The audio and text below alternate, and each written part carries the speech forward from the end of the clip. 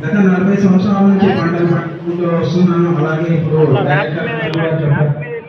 మన 60 సంవత్సరాల కింద 1960 అగ్రికల్చర్ మినిస్టర్ అరైవింగ్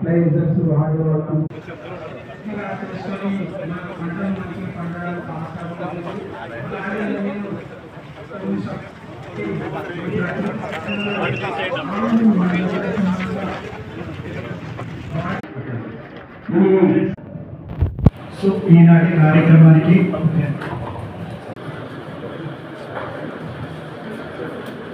ముఖ్యతి అయినటువంటి తెలంగాణ రాష్ట్ర శాసనసభ అధ్యక్షులు శ్రీ ఘట్టం ప్రసాద్ గారిని వేదిక మీదకి రావాల్సిందిగా కోరుతున్నాను.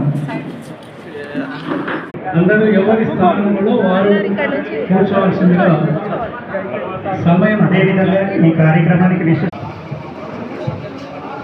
ఈరోజు ఈ కార్యక్రమానికి గౌరవ అతిథులు మన ఘట్టం ప్రసాద్ గారు, అలాగే మన వేదికను అలంకరించిన పెద్దలందరికీ, ఈ కార్యక్రమానికి విచ్చేసిన రైతు సోదరులందరికీ ధన్యవాదాలు తెలుపుకుంటున్నాను.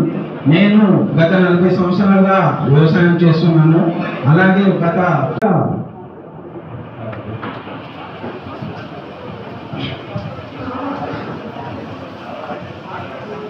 ముఖ్యంగా మన నేల తయారీ విషయానికి వచ్చేసరికి నా దగ్గర సుమారుగా ఒక 20 పశువులు ఉంటాయి.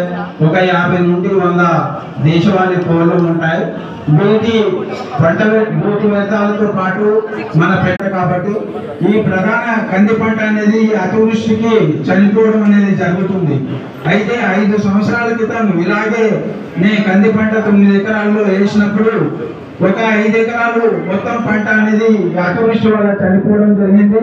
ఒక 4 ఎకరాల పంట అది కూడా కొద్ది మాత్రమే పంట పండడం జరిగింది. అయితే ఆ సంవత్సరం మేము అల్లం పంటలు వేయడం జరిగింది బెడ్ మెథడ్లో. ఆ బెడ్ మెథడ్లో వేసిన ప్రీవియస్ ఇయర్ కంది మొక్కలు అనేది బెడ్ మెథడ్లో చనిపోలేదు. అంటే ఈ పంట బెడ్ మెథడ్లో వేసుకుంటే ఈ అతివృష్టిని అనావృష్టిని రెండును సర్దిద్దుకొని మనకు పంట నాణ్యమైన పంట వస్తుందనే ఉద్దేశంతో గత 4 సంవత్సరాలుగా రేజర్ బెడ్ పై జంటసాల పద్ధతిలో కంది సాగు చేసుకుంటూ దాంట్లో నేను ఎంపిక చేసుకొని గత 9 సంవత్సరాల నుంచి పంటలు పండించుకోవడం జరుగుతుంది. తాండూరు పరిశోధన స్థానం వాళ్ళు కూడా మంచి నాణ్యమైన విత్తనాలు విడుదల చేయడం జరిగింది. అందులో 2021లో మనకు